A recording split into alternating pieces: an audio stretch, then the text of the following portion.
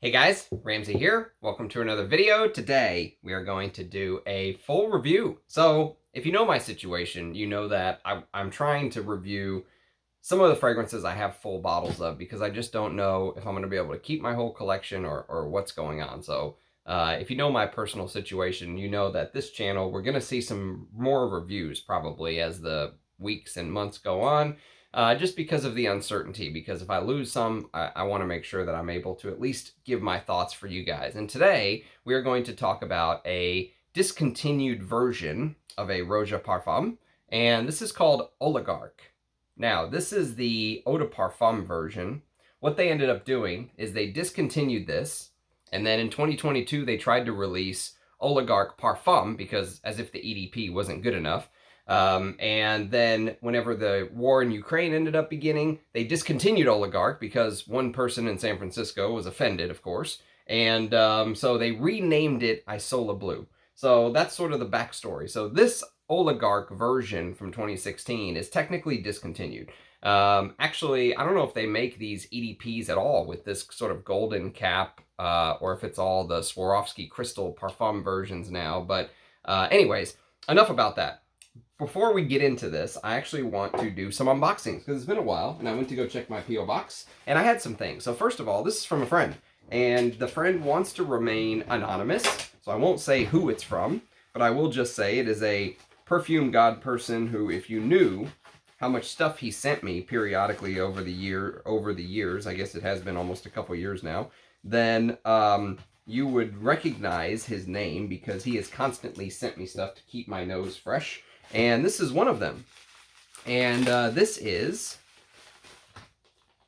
the new Myrrhe 50, is it Myrrhe 55? M-Y-R, yeah, I think it's Myrrhe 55 by Labo, if I'm not mistaken. Let's look this up, shall we?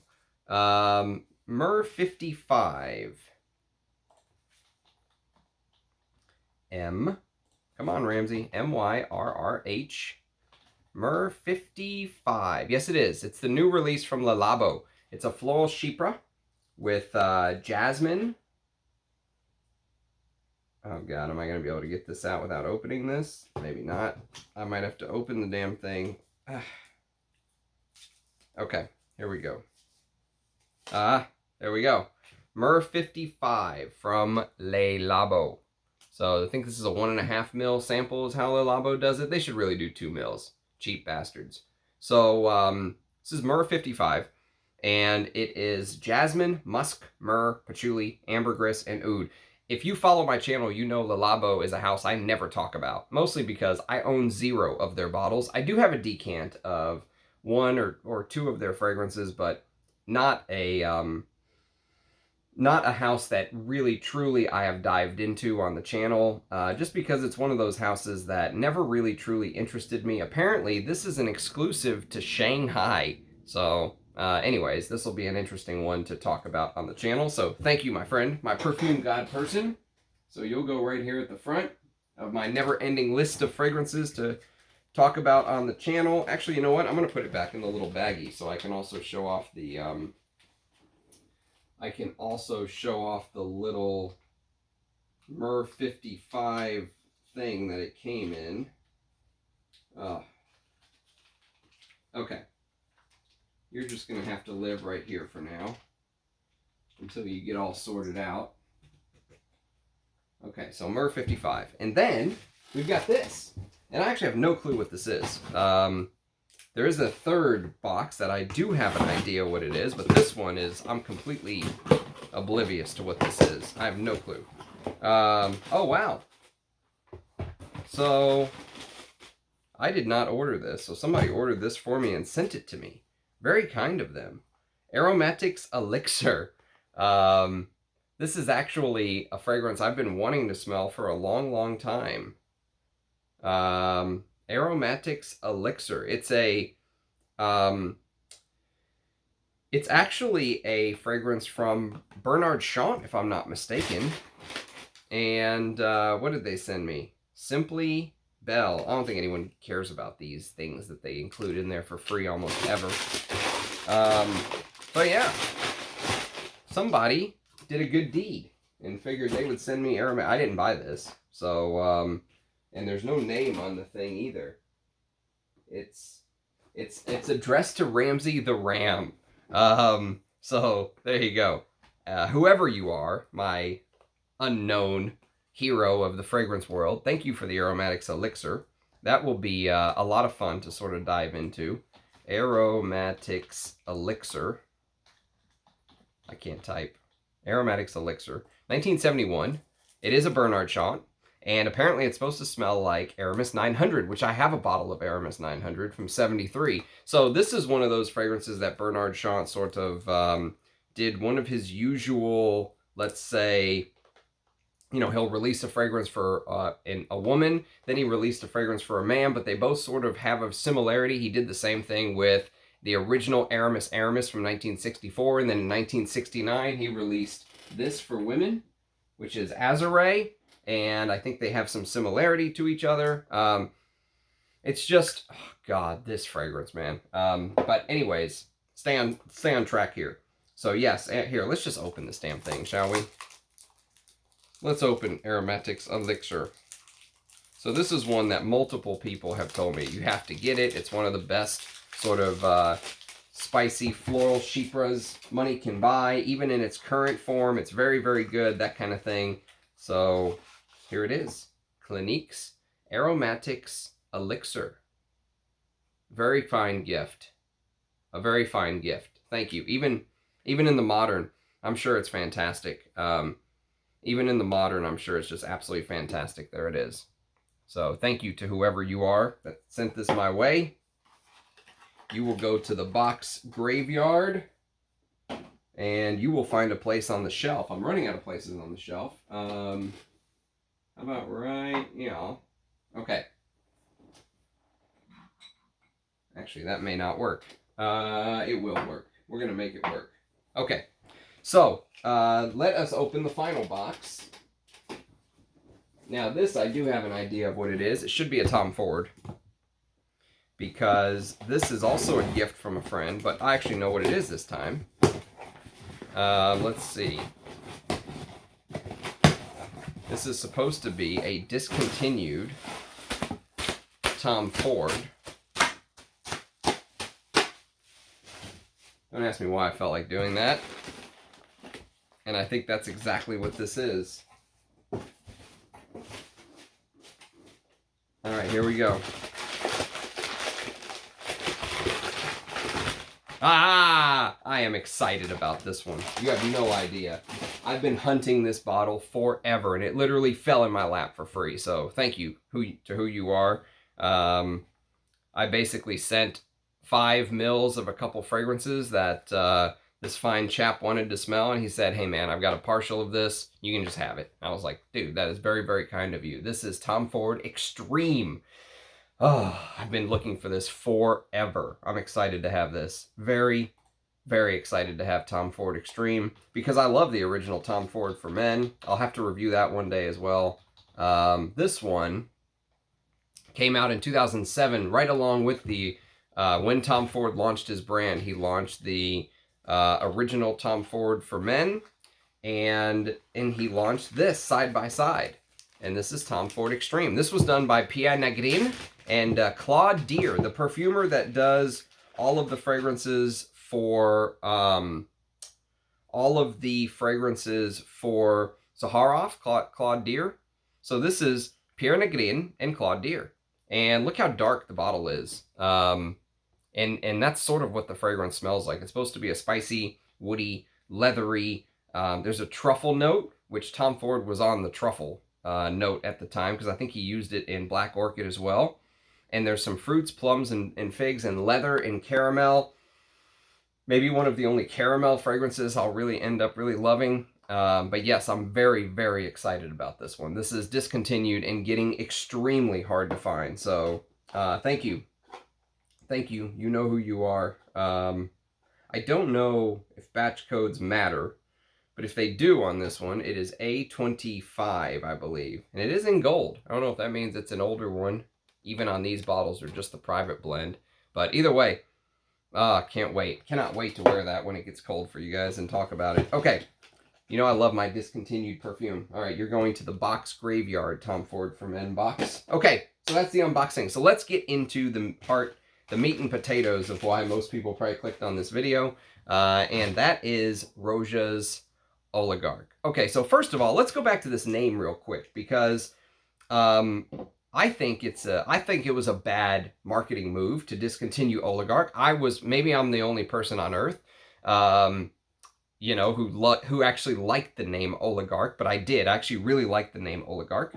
And they ended up rebranding it into what Roja's website says is now called Isola Blue. I-S-O-L-A, Isola Blue. The land of Dolce Vita is basically what it says on his website. I despise the name. I despise the branding. I despise the name. There's like a stupid tote bag with like this blue and white looking Italian villa thing. Just, it's not my thing at all. Give me Oligarch any day of the week. But the pics, if you look at the marketing, there's like a boat in the background. There's like water droplets coming off of the bottle as it falls in. The Swarovski crystals on the new Isola Blue are like light blue and see-through, and it's this whole like, you know, vibe of this, you know, Mediterranean villa at this endless summer days is sort of the marketing. And I don't think this fragrance really fits that very well personally, but we'll talk about that, I guess, as we get on. So the reason I don't think it fits that, number one, is that to me, Oligarch is a fruity chypre, okay? And I've actually had this bottle for, I forget, 3 or 4 years now. I think I got this before the pandemic, so must be 3 or 4 years, let's say. And Oligarch is a fruity chypre, to me, is the way that I interpret Oligarch. It has a beautiful creamy lavender and a slightly oily texture. So whenever you smell the fragrance, so like I said, the picture on Roja's website tries to paint this endless summer and yachts and stuff like that. But the one part of the perfume that, you know, does slightly fall into that category, slightly fall into that direction, probably the note that made them go, we're going to go in this route. And my guess is that, you know, whenever they decided to rebrand Oligarch into Isola Blue, Roja didn't have anything to do with it, is my guess. My guess is there's some marketing team that kind of decided that this is the way that they were going to go, and Roja's like, whatever. He's sort of turned into a little bit of a figurehead at this point to me.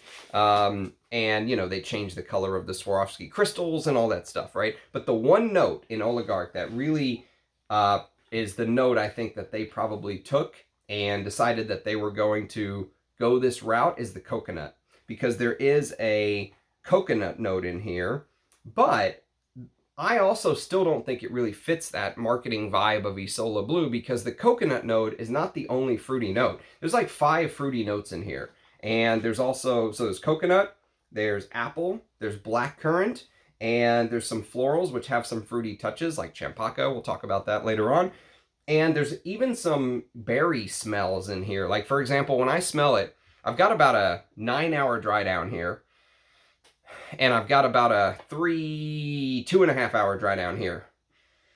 And so right now in that 2.5 hour dry down, I can still smell the heart, which is a fruity heart. It's fruity floral heart.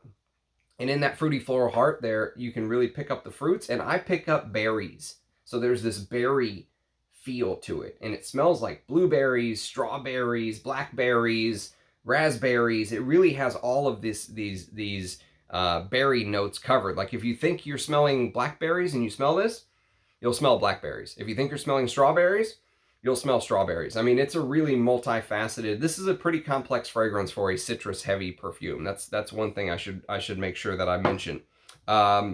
And the construction of the fragrance, okay? The construction, before you turn off what I'm about to say, the construction of the fragrance is similar to Aventus, because they're both fruity floral chypres that have some other things in common, which we'll talk about later on in the video as well. It doesn't smell like Aventus, okay? So before you go on saying, Ramsey said this smells like Aventus and I got it, and it doesn't. It does not smell like Aventus. It is constructed in a similar way to Aventus. It's a modern, fruity, floral chypre. Okay, that's the construction of the fragrance. That's the construction of Oligarch and also Isola Blue. Now, one thing I should mention before we go any further is I know what you guys are saying. Is there a reformulation between Oligarch and Isola Blue?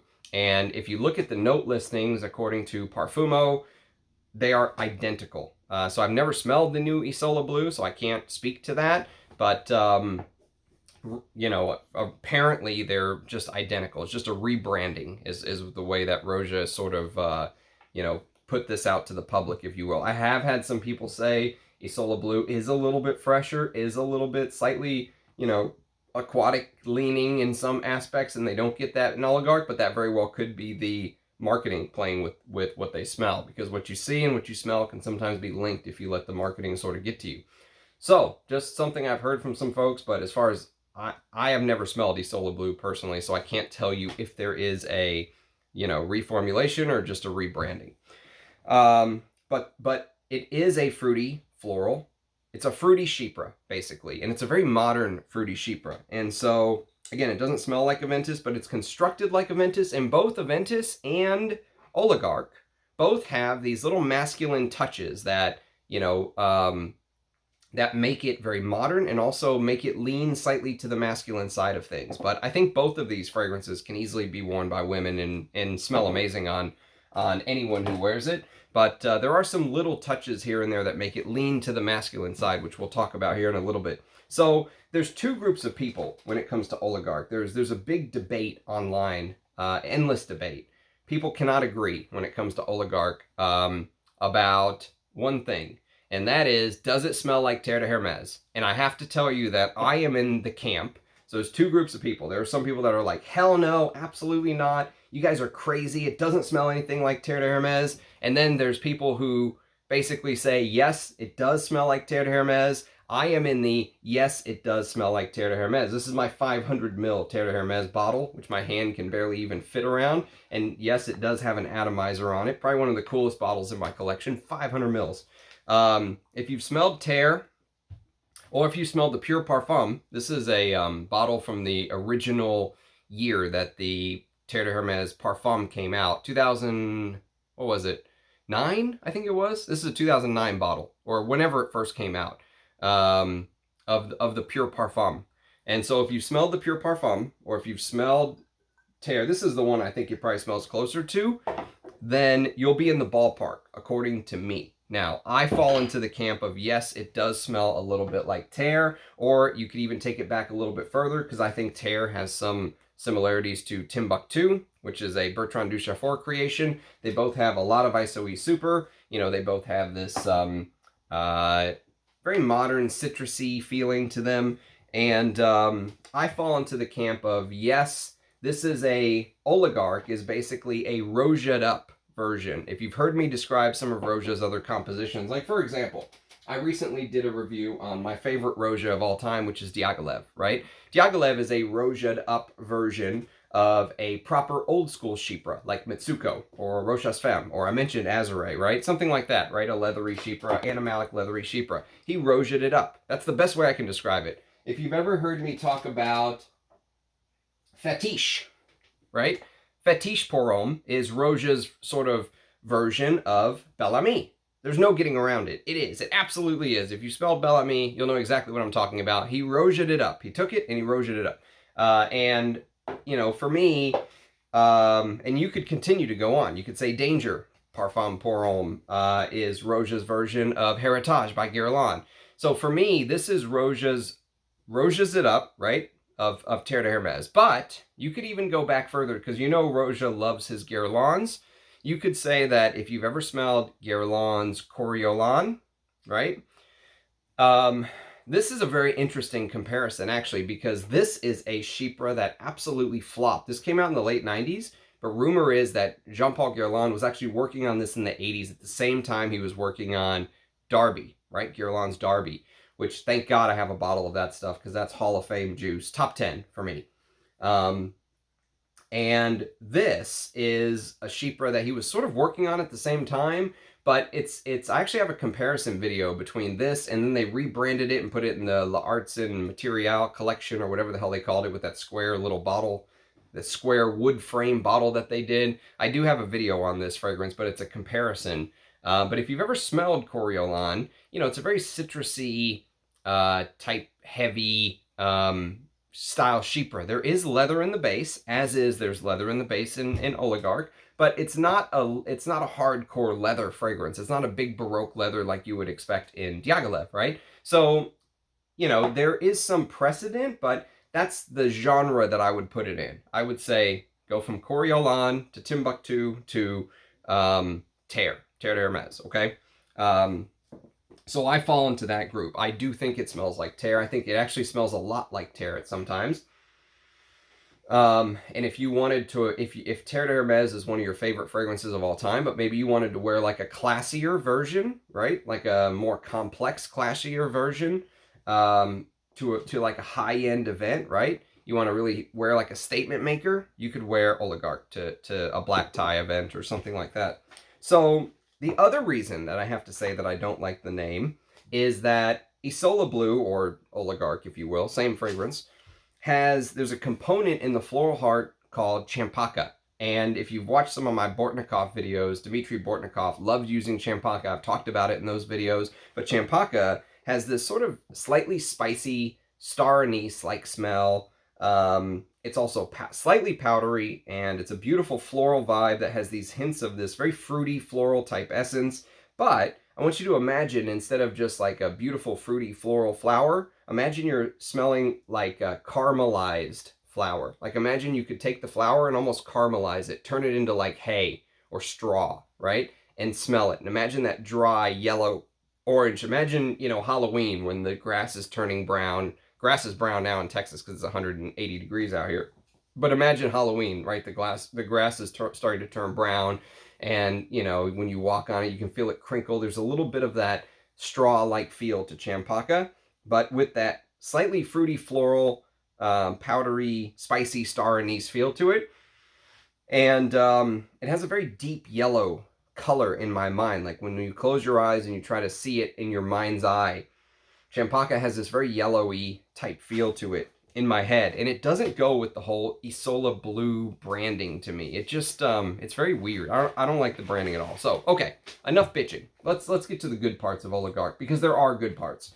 So the first thing that I should mention is that this is a complex fragrance. This is a very complex shapeshifter. It's a changer. It's a fragrance that goes through multiple transitions. I think it goes through 3 main transitions. And the opening, basically, let me see if I'm going to try to take you through my sort of iteration of the fragrance, the way that I experience it. But one thing that I will tell you is that this is a fragrance where, because it changes so much and because it's so complex, I think people could, you know, pick up different parts of the fragrance at different times, especially if you're not paying attention. So if you spray this and you go away and you're focused on something else, and you come back 2 hours later and smell it, you're smelling it at a point in time where it's constantly sort of changing. So you really have to pay attention. This is one where you really have to sort of spray and focus if you really want to break the scent down. So, because it is extremely complex. So the opening starts off with this fuzzy, fizzy, sort of citrusy note, okay?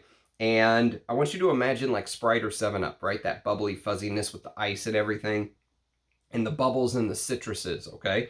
And the opening is one of the reasons why I think there's real ambergris in this fragrance. My guess is, like I said, I've never smelled the Isola Blue, but for me, Oligarch, and maybe that's another reason they went with the whole oceanic vibe, because they did use real ambergris in here. But it smells like there's real ambergris to me. When I first smell it, it has that, you know, sort of silky, slightly oceanic, you know, bubbliness to it. Almost like imagine like some foam floating on top of the ocean, right? It's a little bit what the ambergris vibe sometimes gives you. And it's here with the citruses, okay?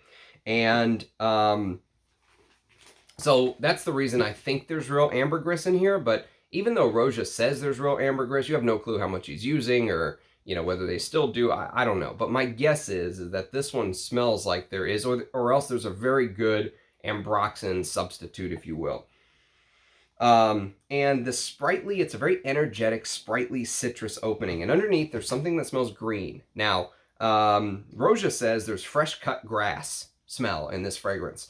Now, I don't think I ever would have picked that out, by myself. You know, if I was just smelling this on my own, never in a million years would I would have said, yep, fresh cut grass. No, it doesn't smell like that. So if you're worried about that being kind of weird, don't let that put you off. I think that's a little weird too, but it just sort of reinforces the summery vibe. I do like to wear this in the heat. It's August. It's 100 degrees again in Texas today. Perfect weather for this. I don't like to wear this in summer. I mean, I'm sorry. I like to wear this in summer. I don't like to wear this in winter. When I wear Oligarch, I like it to be hot outside. To me, the hotter, the better. And I have noticed if I do wear this and it's not as hot, some of that oiliness of the perfume tends to sort of tone itself down a bit. And I actually really like that part of it. So, like I said, never in a million years would I have guessed there's a fresh cut grass note, but it does play into that summery feel. It just sort of smells like this generic greenness, like this fused greenness to the citruses, if that makes sense. And so I would have guessed that there was probably some galbanum or something like that. And then I looked in the note listing, and there's like 28 notes or something crazy in here. But there actually is galbanum in the note listing, but it's in the base, which is a little bit weird, but it is listed in the base instead of the top. But I would have guessed maybe there was like some galbanum or something like that, giving it a little bit of that green touch. But they say fresh cut grass, which is, again, a little strange. But just imagine this sort of generic underlying sort of green feel to the smell, just fused onto that beautiful citrus opening. And what you end up getting from the citruses, if you're interested, is 3 main citruses. One is lime, the other is bergamot, and the final one is lemon. And it smells like there's some orange in here. Even though there's no orange, it smells like there's orange because there's orange blossom. So the orange blossom flower is actually in the heart, but it smells like there's orange because, again, remember, Terre de Hermes. Keep Terre de Hermes in the back of your mind. I don't care what anyone says. To me, Oligarch smells like Terre. And so Terre has that sort of dirty orange opening, right? And it's here. It's here as well with the lime and the bergamot and the lemon. But to be fair, I know that most frag heads like me like the crazy, intense stuff. Diaghilev's a perfect example. Animalic, cumin, and leathers, and civet, and all these crazy ingredients. And many citrus fragrances get overlooked by people who are really into perfume because they come across as boring. This is a truly beautiful citrus opening, and it lasts deep into the fragrance. I would even call this a citrus heavy composition. Even though it's a chypre, you could call it a citrus heavy chypre. Like, I think this is a citrus heavy chypre. Like, when I wear it, I get a lot of citruses from Coriolan and a lot of like freshness from neroli and stuff like that. Here it's orange blossom instead of neroli. There also is a little bit of jasmine, but don't let that put you off. It's not like a huge white floral or anything like that, but you can pick up the high quality jasmine, and there's a touch of lily, and that sort of rounds out the floral heart. But I want to give that citrusy top the credit it deserves, because many times as frag heads we overlook that citrus top, and here it is absolutely stunning. It's a stunning, beautiful citrusy opening. Like I said, a lot of times it's boring. A lot of times people who are big into fragrances smell those citrusy, heavy fragrances and they're like, next, it just doesn't do anything for them. This is actually really beautiful. It's very well done. Very well done. Even though this is not my favorite type, like, technically, these are both chypres. Actually, technically, all the Rojas I grabbed here, even Fetish is technically a chypre as well. All of these are chypres. Chypres are my favorite category of fragrance, but there's a big difference between the way that this chypre is constructed with this very modern sort of, it's a very modern, fruity, floral chypre, and then this, which is a very vintage vibe. These are my favorite types of chypres. I love the vintage, old school vibes, and so even though they're both chypres, they smell almost completely different on the spectrum, if that makes sense. And the citrus heavy opening of this deserves its flowers. It deserves the credit, because it really is one of the best in class sort of citrus openings, if you will. Beautiful, fantastic.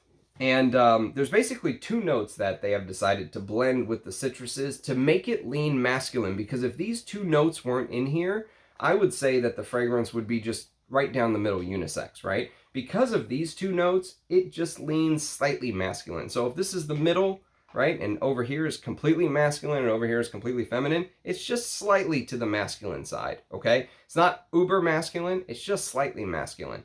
But I think anyone can wear this and still smell good. But those two notes that they've decided to add to give it just a little bit of that masculine touch, so that when men smell this, they're not like, oh, this is a heavy floral. Because right now I'm 3 hours in approximately, and I'm getting a lot of the florals, a lot of the orange blossom, lily, jasmine, champaka.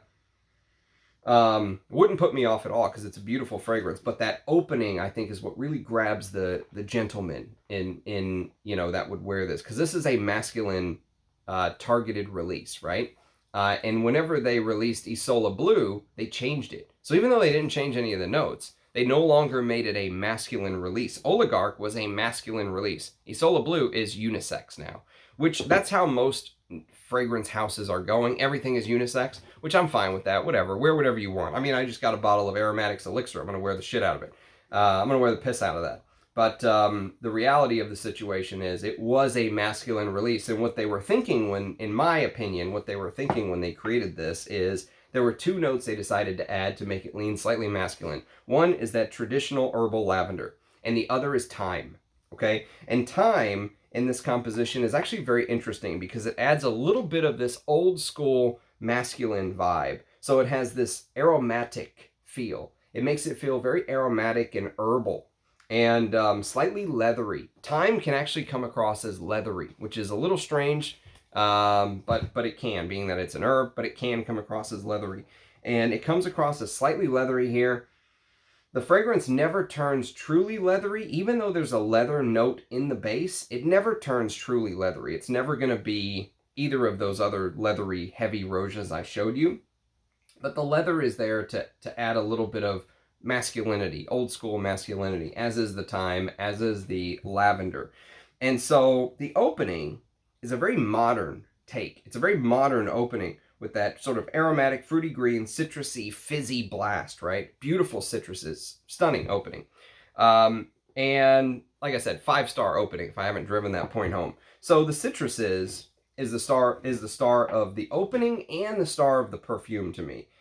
But what's interesting is the fragrance, as far as strength goes, it actually works a little bit in reverse, because a lot of times what ends up happening normally in fragrances, when you first spray and it hits you from the nozzle, right? You first spray the fragrance and it hits you from the nozzle. What you end up smelling nowadays is almost like this howitzer-like strength that just attacks your nose because of the modern synthetics they use and all of this stuff.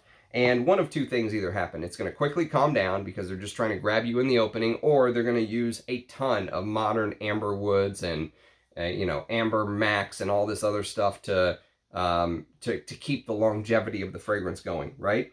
And here, this fragrance almost works a little bit in reverse, because it starts out very gentle, almost respectful-like with those citruses, because if any of the heavier notes really started to take over in the beginning, it would take away from the star of the opening, which is that lavender citrus combination, right? Especially the citruses. It would take away from that. And so what they ended up doing is they ended up starting out very respectful and slow, and then as the fragrance picks up, as the hours go on, it increases in speed. So this fragrance, basically, once you hit the first transition at about an hour in, the fragrance begins to grow in strength. So instead of losing its strength, it grows in strength. And what happens, like Popeye eating his spinach, right? And so what you start getting is the fruits that you can sort of smell in the background when you first spray, that black currant with the apple, and then the berries I mentioned, and the coconut and all that stuff. They start to come out of the background, they start to come out of the shadows, and they start to become sharper and more in focus. And so what ends up happening is you'll start to notice that the sharp fruits and the florals, like I mentioned earlier, I was smelling a lot of florals right now, 3 hours in. And so that sort of florally oiliness starts to get amped up. In fact, it's almost to the point, the oiliness almost begins to get amped up so much where it starts to smell like there's some violet leaf in here. There's no violet leaf in the composition, okay? At least there isn't any listed, let's say. Although I know Roja loves to add violet to his fragrances, so a little different from violet leaf sometimes. Violet and violet leaf are considered two different smells, but I wouldn't be surprised if there was either a violet or violet leaf in here that is not listed. So, but what's interesting about it is there's no violet leaf, but it feels like there's this old school Fahrenheit, you know, feel, almost like this oily Fahrenheit, like fiery feel. This ozonic quality to it, added to the herbalness, added to the citruses, added to the greenness. But what they've used is they've used birch. And this ties it all the way back to what I was saying in the opening. It doesn't smell like Aventus, but the composition is very similar in the way that it's created, because birch is a big quality in Aventus. If you know Aventus, this is a fruity chypre, and the fruit they've ended up using, of course, is pineapple. But what they've used for if you ask somebody, describe Aventus in 2 seconds, they'll say smoky pineapple, right? It's a smoky pineapple fragrance. But one of the reasons why I loved Aventus from the very beginning is it's a chypre, and I love chypres. The older batches obviously have more oomph to them. I think Aventus has been absolutely butchered by Creed, but that's another story. I'm not going there. Where I am going is the birch, because Aventus used birch in a way to add this sort of smokiness. This birch adds this, you know, smoky to the composition. It adds a smoky type feel to the composition. And Oligarch did exactly the same thing. So what ends up happening, and that's the link to Aventus, they're both fruity chypres. They're both very modern. They both use birch to give off that little bit of smoldering, burning, smoky feel. It's a different smokiness than what you smell in frankincense, right? So I don't think there's any frankincense in here at all. But if you know the difference between frankincense and birch and the way that they smell, you will pick out the birch in Oligarch, absolutely, especially as the hours tick by. Once you get into that more amped up, that stronger period, as the hours tick by, you'll pick up more and more of that birch. And the link to Aventus is there. Even though they don't smell the same, the composition is the same. They fall into the same fragrance category, let's say, okay? Both very modern, both very classy. It really says something about who you are as a person, you know, when you wear those type of fragrances, I think. And the other thing I should say is that Oligarch, when it sits on my skin, Oligarch tends to sort of play peekaboo, if you will. So sometimes I'll smell it, and I'll think, man, it's really starting to die down. Like, especially this 9-hour dry down. There were times where hour 5 or 6 would roll around. I was like, that's it. Like, it's done. It's done at hour 5 or 6. And then I'd move around. Like, I'd go grab, like, a cup of tea or something, and I'd come back and sit down, and 5 minutes later, and it's like, bam, it just hits you. Like, you know, like a bullet. It is, it really does this peekaboo where it hits you like a brick. I mean, it comes back very, very strong. And from 1 second you think it's gone, and then all of a sudden your body heats up and bam, it's back. So be careful with this. I think that has to do with the ISOE super that they used, because my guess is, so one thing a lot of people don't realize about Terre and also about Timbuktu is just the absolute slug of ISOE super that is used in these two fragrances. And I mean slug. There is a huge amount of ISOE super. It's used to sort of recreate that cedary, woody note. And there is cedar wood in the base of Oligarch. And my guess is that when it gets to the final stage of the composition, that all of those you know, base notes really start to come together. But the ISOE super, sometimes when you smell it, makes you can become very anosmic to ISOE super. And I think there's a big slug of it in here, because I think they were trying to recreate sort of this Terre, like I said, Timbuktu, Coriolan, DNA, if you will, okay? That's my take on it. Now, the final stage, the third iteration, if you will, the third transition, if you will, is it becomes a very posh, sort of woody masculine, okay? So it dries down to a slightly leathery, woody masculine that loses all of its power in the mid. All of those big florals and those sharp, fruity notes aren't sharp anymore. In fact, it becomes extremely dry. And it almost smells like the fruits that you're smelling in the background now start to smell like dried fruits. So it goes into this transition where you get a little bit of anise okay? Which I love. I love anise.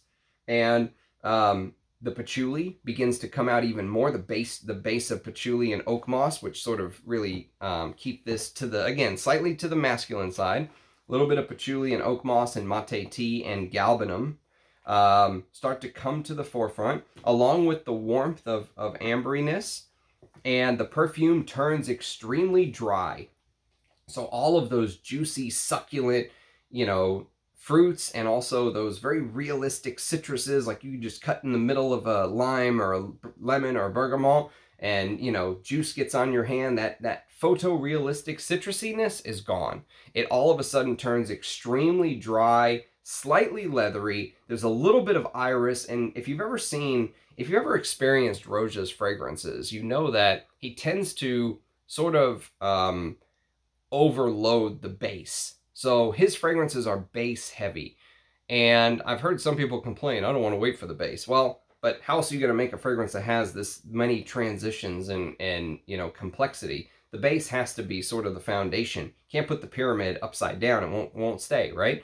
And so he builds his fragrances with a lot of base heavy components. So the base here is juniper, ambergris, cedarwood, grass. That's the fresh cut grass I was telling you about earlier. Musk, there is musk here. Pink pepper, amberwood. Sorry, take that back. Scratch that. Amber, not amberwood. Amber. Anise, birch, galbanum, iris, leather, mate, oak moss, patchouli, vanilla, and tonka bean. Now, the vanilla and tonka bean are just sort of, I wouldn't call this a sweet fragrance or anything like that. There's a little bit of sweetness from that, fruity side of it. The coconut, the natural, if you drink coconut water, you kind of get the idea of the sweetness I'm talking about. But as it dries, that all dissipates and it starts to turn extremely dry, Sahara level dry and woody. Very dry and woody. And the smoke starts to come out more. So you get this, the birch starts to sort of mix with the patchouli, and you get this birchy, patchouli, irisy, leathery, cedarwood with the isoe super, and they all come together with that phantom scent of the citruses and the fruits sort of and flowers lingering in the background. Beautiful. It's a beautiful composition, right? So obviously the biggest issue you're going to have is finding this, because my bottle is an eau de parfum, not just the name, but it's actually an eau de parfum. And I don't know if they still make the eau de parfum. I think they only make the pure parfum, which you can buy in now a 50 milliliter bottle for 375 pounds, which is like a stake to the heart. Or you can buy it in a 10 mil for 75 pounds. So, for now, I've never smelled the pure parfum.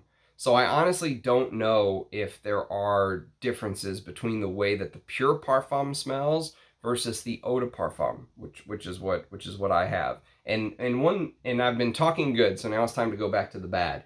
There's absolutely no reason to go to a pure parfum other than greed, in my opinion. Greed is the only reason to go to justify higher prices. This fragrance in a eau de parfum, I can still smell the spray. I can still smell this from 9 hours ago. Like I said, it played peekaboo for a little bit there, but it's back. And the spray from 3 hours ago or so, going extremely strong. So, I mean, to me, the Roja brand went for the money grab with the whole discontinuing the eau de parfums, and it was the same thing for this. This is, for example, Scandal in the eau de parfum, which is my favorite version of it. And I've smelled the Parfum Cologne, I've smelled the Pure Parfum, and I don't like them. I like this one. There was no need to discontinue this and put out the Parfum at double the price. So I have a problem with that. I'll review this too. This deserves a full review. So yeah, that's sort of my beef. If you can find the eau de parfum, this is the one I can really vouch for. The Pure Parfum, I don't know what it smells like. You might be overpaying because that's just what you can get nowadays. They do sell an Isola Blue beach bag for 30 pounds. Of course, you need the Isola Blue beach bag, which no one would know what the hell that is. No one you're going to be out and about is going to know what Isola Blue is. But anyways, just an interesting summer perfume review on a hot summer day in Texas. If you have experience with Oligarch or Isola Blue, do let me know. I'd love to hear your thoughts. Appreciate everyone watching. Appreciate the very kind folks who sent me, stuff like this. I've been hunting for this for years and years and years, unable to find it, and then it just falls in my lap thanks to a dear friend. So thank you to the people who sent me samples, bottles. It is very much appreciated. Those type of gifts are very, very much appreciated. Very, very kind of everybody. Excuse me. So I appreciate everyone watching. Do leave a comment below. I will respond to every single comment. Thanks for the support, everyone. Cheers, guys, and I'll catch you next time. Bye-bye.